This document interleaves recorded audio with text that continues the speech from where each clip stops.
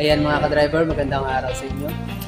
At dito tayo ngayon sa Mitsubishi, Puerto Princesa, Palawan. Ayan. Para explain sa atin ni Sir Marlon ang expander cross. Ayan. High-end na expander cross.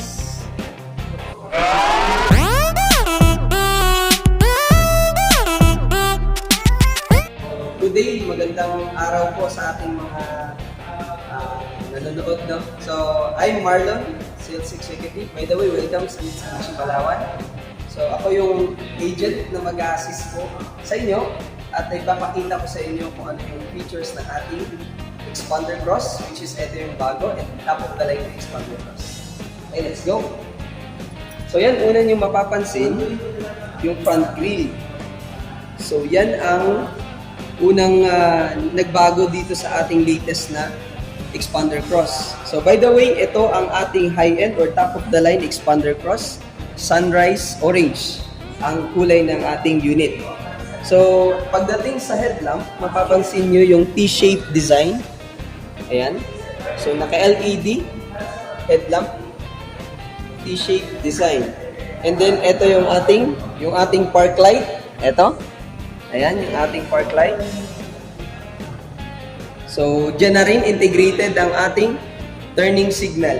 So, yun. Ito, check natin. Itong DRL niya o daytime running light. So, yan. So, yan ang daytime running light. So, buksan natin.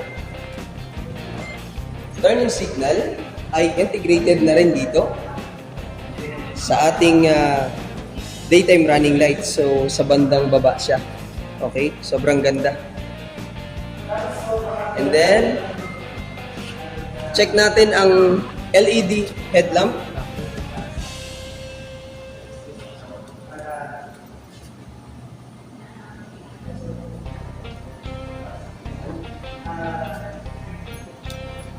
Ganda. So, sa bandang baba naman, dito ang ating front fog lamp. So, buksan natin siya.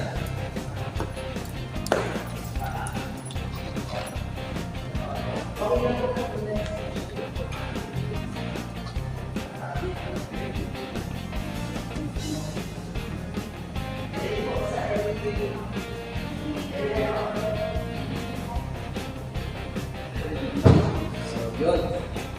So, nakita natin, ang ganda ng kanyang headlamp. And then, yung daytime running light niya is unique sa ating bagong expander cross. So, tingnan naman natin yung kanyang hood, yung makina. Tingnan natin sa... Okay, buksan natin. So, dito.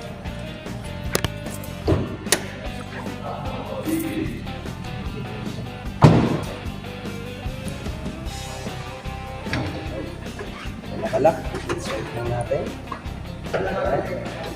Ito naman ang makina ni expander cross. So 1.5 yung engine displacement natin. Okay, 4-cylinder. Ayan. And then ang maximum power ng ating expander cross is 105 pedestart or maximum power niya, and the maximum torque niya naman is 141. Okay? 141 Newton meter. Same din, ang ating expander cross ay meron na ring ABS and EBD. Okay? Is anti-lock braking system and electronic brake force distribution. Safety para maiwasan natin yung skid sa daan. Okay? So, yun. Ito ang ating mga key points for maintenance. So, yan ang ating windshield washer. Ito naman yung ating coolant sa bandang baba. Ito yung brake fluid. And then, battery. And dito yung ating electronic fuse box. Okay. Then, same din, meron tayo dyang hood insulator para sa hood paint protection. Iba natin. Proceed tayo sa loob. By the way, bago tayo pumasok sa interior, check natin. Ito yung bagong wheel design. So, two-tone alloy wheels. So, 17 inch, by the way, 17 inch two-tone alloy wheels. And then ang ating side turning signal is integrated na rin sa ating side mirror. Then, ito ay keyless entry. So, kahit nasa bulsa mo, nasa bag mo yung susi, pwede mong gamitin yung button na to para i-lock and unlock ang sasakyan. So, yan. Dito tayo sa interior. Pagdating naman sa interior, dito sa side na to, yan yung control ng ating windows. Centralized window lock. And ito naman yung ating sa door lock naman. So dito, kung mapapansin nyo, si expander cross ay naka-leather seats. Ayan. Combination ng navy blue and black.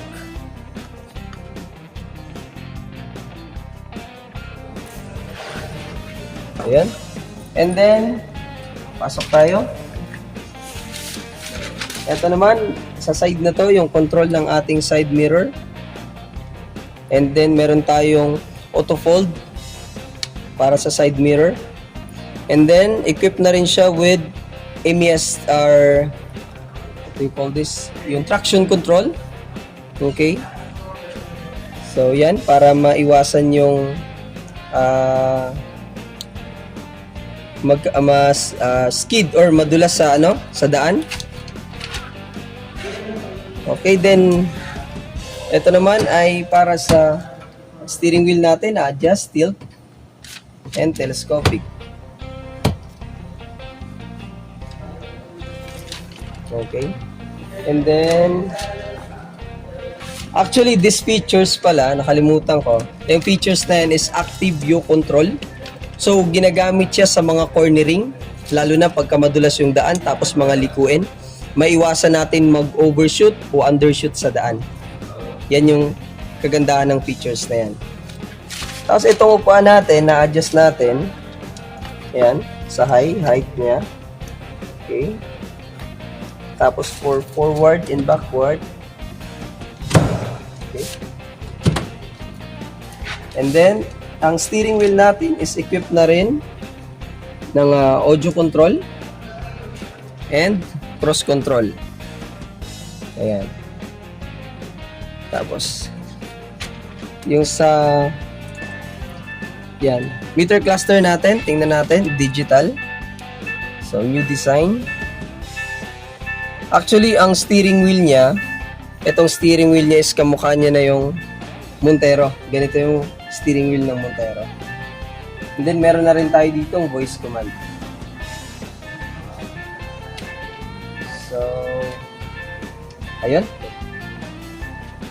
So, dito naman, meron tayong touchscreen monitor. So, ayan ay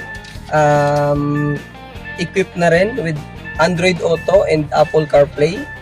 So, ikukunik lang natin yung cellphone natin dito sa USB port. Ayan. Ikukunik lang natin dyan. So, pwede na nating magamit yung voice command natin. So, eto na. Pwede na tayong mag-answer ng call, mag-dial ng call, and gamitin yung navigation ng natin, sa cellphone natin. Okay? So, touchscreen monitor na rin siya with reverse camera. Tapos, ito naman yung ating control sa aircon. Ito pa parang sa fan ito. Ito yung sa kanyang thermostat. Actually, ito ay may heater din. Yan, sa taas. Yan. Okay. And then, meron tayong 12 volts power outlet. Yan. And then, since ito ay automatic transmission, so, nandito yung ating park. P for park. R for reverse. N for neutral. D for drive. And ito naman yung mga low gear natin. So, second and L for low gear. Okay? So, meron tayo ditong OD na tinatawag. Ito yung button na to. Yan is overdrive button. So, usually ginagamit siya kapag sa mga overtaking, pag need natin ng more power, ito ang pwede natin gamitin. So, actually, ino-off lang natin yan. Kung mapapansin doon, sa meter cluster, makikita. So, yan, off. Pagka overdrive off, so ibig sabihin, pwede na nating ma-maximize yung power ng engine ni expander. Okay? And then, ito ay naka-electronic parking brake na rin. Ito. So, yan. Then, meron na tayong brake auto hold dyan. So, very applicable yan, lalo na sa mga traffic light. Okay.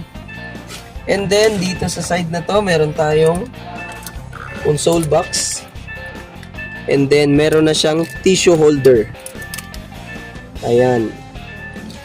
Okay. Then dito, mayroon tayong cup holder.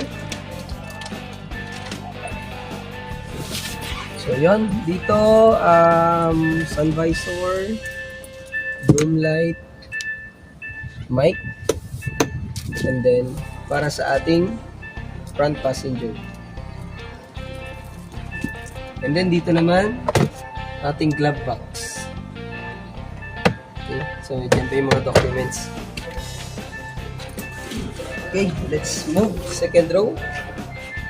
Expander cross natin. Na-adjust natin. Okay, forward. Backward. At the same time, ito rin ay napo-fold natin. Okay. So, yan. Okay, fold natin.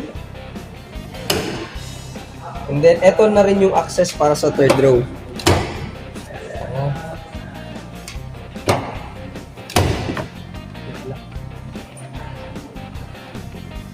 So, ito yung access para sa third row.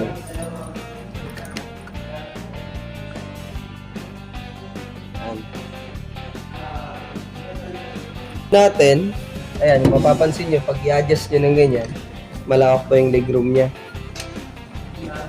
Okay, so, and then, dito, sa second row natin, meron tayong 3-person, yung ating capacity dyan. Pero minsan, kasya naman yung 4 dyan. Pag hindi ganun kalalaki yung sasakay. Okay? Ayan. Tapos meron tayo dito. Ayan, nalagyan na ng mga documents. And second row natin, kung mapapansin nyo dyan, meron tayong power outlet. Ayan. Okay. Pwede mag-charge ng gadget dyan. So, yung good thing kay Expander Cross, sa bawat row, meron tayong power outlet. Okay? So, ito naman, pagdating dito sa ating fuel tank capacity, maximum is 45 liters po siya. And, mapapansin nyo kay Expander Cross, meron na siyang roof frame. Ayan. And then, meron na rin siyang yan, side skirt niya. Yung mga accessories. Ito is kasama na rin kay Expander Cross. Yung sa side fender niya. Okay? And then, new design sa rear combination taillight niya. Ayan. So, may nakalagay din dyan na Expander Cross. So, yan yung top of the line natin. And equipped na rin siya with reverse camera. Yun. Okay, para sa ating brake lamp. Yan. And ito is ang kanyang rear spoiler is equipped na rin siya niya. Okay. Then buksan natin. Ayan. So, ito yung sa ating Expander Cross, meron tayong luggage dito. Ayan. So, kasyang-kasya isang payong na mahaba dito. Pwede siyang lagayan ng mga sapatos. And sa side na to, meron pa siyang space dyan. Okay. Then, para sa ating spare tire, ito. Nirelease natin yung spare tire. Yan. May tools tayo dyan. Ang tools natin, dito nakalagay. Expander Cross actually very organized. Ayan. Yan yung jack natin. Yung mga tools.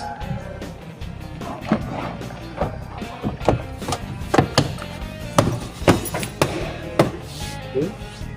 So, dito sa second row natin, Actually, third row and second row, na-full flat natin yan. Like yan.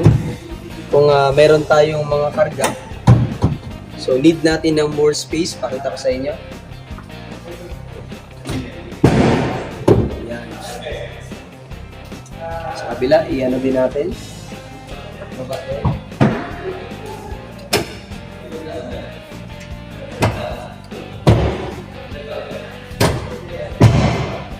So, malaki yung space na pwede nating paglagyan, lalo na kung meron tayong gamit out of town. Actually, mga tawag nito, outing. So, maraming pwedeng ilagay. Actually, itong nasa gitna, yung armrest natin. Ayan. With cup holder na rin siya. Okay. So, eto, yung third row natin, meron siyang power outlet dito. Eto, pwede natin makita, ito. Ayan. Para sa mga third row passenger. Cup holder, meron na rin dyan. Okay.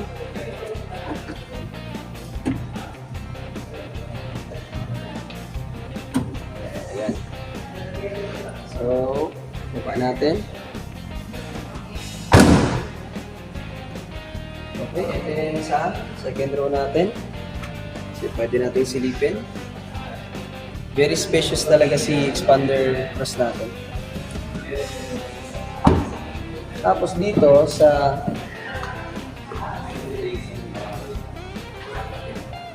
may front passenger, kung mapapansin natin, ayan. So, meron tayong dalawang SRS airbags, by the way, ito. Para sa front passenger and sa driver. Dito. Yun. And then, etong front passenger natin, meron siyang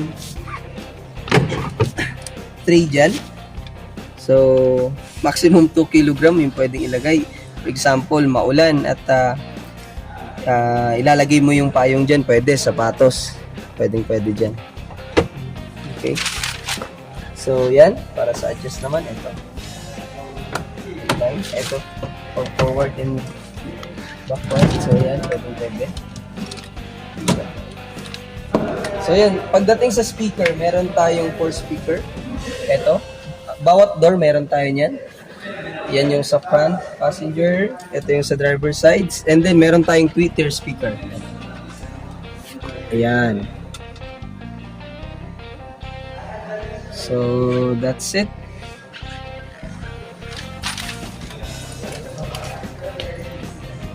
Actually, may nakalimutan pa na ako. Pwede isama dito. Meron tayong yan, air circulator dito. Yan. So, meron na rin dyan para at least na yung aircon natin mag-circulate dyan hanggang sa likod. Pagdating sa aircon, mabilis lumamig wala tayong problema sa expander. Mabilis lang siya lumamig. So, yun. Sa mga gusto mag-inquire dito sa unit natin for expander cross, so visit lang kayo dito sa Mitsubishi Palawan, North National Highway, Barangay San Manuel, Puerto Princesa City. And hanapin niyo po ako, Marlon. Ako po yung mag-a-assist sa inyo as your sales executive. By the way, pagdating sa price pala nito, ang SRP niya is 1,338,000. And this month, meron tayong promo. 186 yung all-in down payment natin. And for the month, 28,435 for 60 months or 5 years. So, for more information, pwede niyo po akong kontakin sa number ko. And, ayan, makikita niyo dyan sa screen. And anytime po, i-assist ko kayo, ma'am and sir. And that's it po. Maraming salamat. Bye-bye.